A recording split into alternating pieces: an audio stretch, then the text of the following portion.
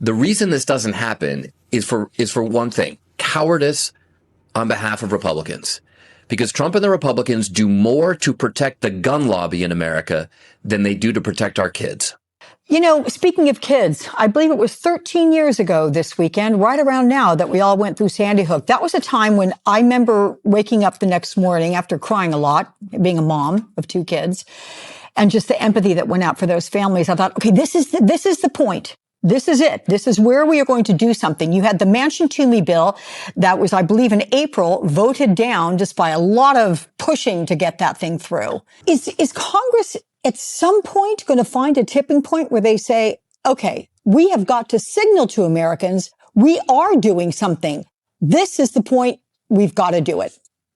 Alex, I'm confident that at some point we will, because this is just absolutely absurd that this is happening in America. There's an entire generation of American kids that have grown up practicing shooter drills, worried about whether they're going to get shot just for going to school.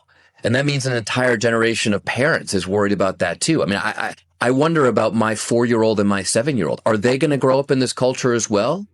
The only question is how many more kids have to die before the Republicans find an ounce of courage to do the right thing, to do the thing that the vast majority of Americans agree with, even majorities of Republicans agree with, and just tighten our gun laws a little bit. When I listen to a conversation like this with a congressman such as Seth Moulton, what comes to mind is not just another routine political interview. What emerges is a cruel, uncomfortable, and deeply revealing portrait of the country the United States has become in recent years, and above all, of who allowed us to get to this point. This is not an isolated episode, not an accident of fate, and certainly not an inevitable tragedy. It is the direct consequence of political decisions, conscious choices, and leadership that repeatedly failed to protect its own people. A shooting inside a university classroom during a simple final exam review, a space that should symbolize the future, safety, hope, and opportunity. A place where students should worry only about grades, assignments, and life plans. Instead, they were confronted with the worst possible fear, the sound of gunfire, panic, and a desperate fight for survival. This is not normal. This is not acceptable. And it should never be treated as routine. And then, once again, comes the question that has echoed for decades in the United States. What will Congress do beyond offering thoughts and prayers? Because thoughts and prayers do not save lives. They never have. They never will.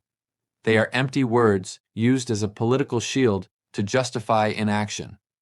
A ritual repeated after every massacre, as if it were an automatic protocol designed to avoid real accountability. Here we need to be absolutely clear, without detours and without fear of discomfort.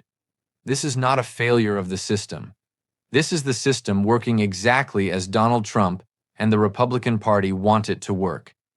Gun violence in the United States is not the result of chance, but of the stubborn protection of the gun lobby, even when the cost is dead children, murdered students, and shattered families. Massachusetts has the lowest rate of gun violence in the country. It is still high, yes, but it is the lowest among all American states. This did not happen by luck, nor because of some mystical cultural trait. It happened because there are stricter laws, serious enforcement, and a basic understanding that weapons of war do not belong on the streets, in schools, or on university campuses.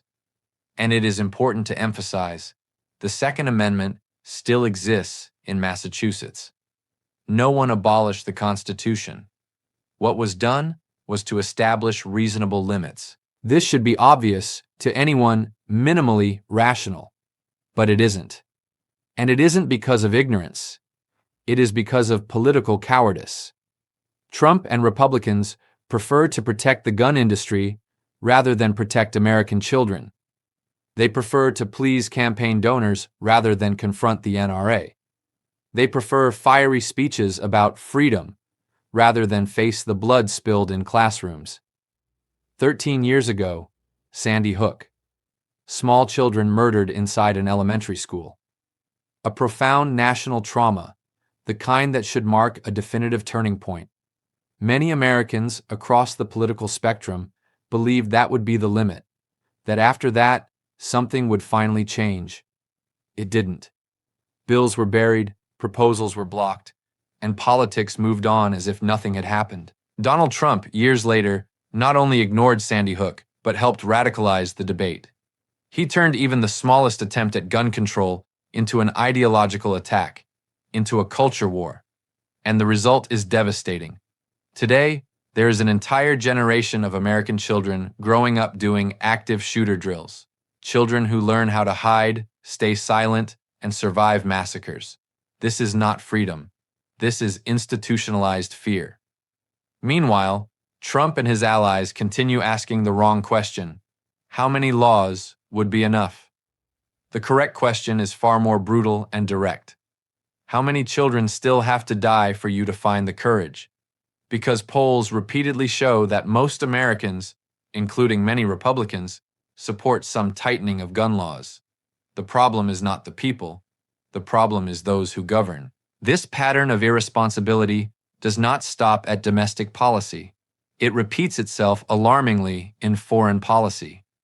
The attack in Syria, which killed 2 American soldiers and an interpreter, occurred precisely as the United States was reducing its troop presence in the region, a decision made without a clear mission, without a defined strategy, and according to multiple reports, without properly listening to generals on the ground.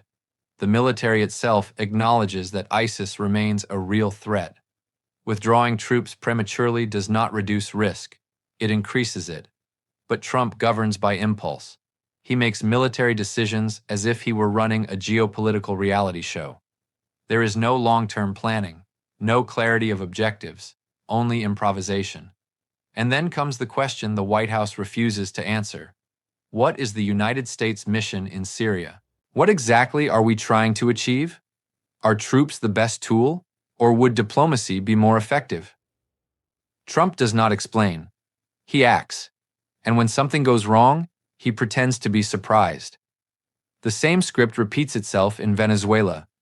The movement of warships, aircraft, deadly boat attacks, the seizure of oil tankers.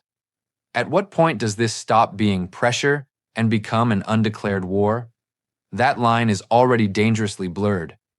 Trump has never explained to the American people what the plan is. He has never legally justified these actions. He has never sought clear authorization from Congress.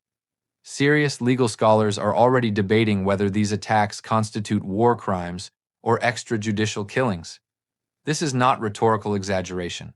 It is a real legal debate. And once again, lives are being put at risk by decisions made without transparency, without debate, and without democratic accountability.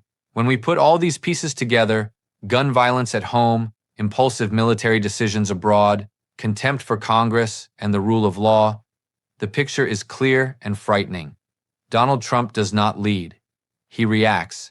He does not protect. He exposes. He does not unite. He divides. And the most infuriating part of all is knowing that none of this is inevitable. There are concrete examples showing that gun violence can be reduced. There are responsible paths for foreign policy. What is missing is not solutions. What is missing is political courage, empathy, a real commitment to human lives. In the end, the question Trump and Republicans refuse to answer continues to echo, louder and more painful each time.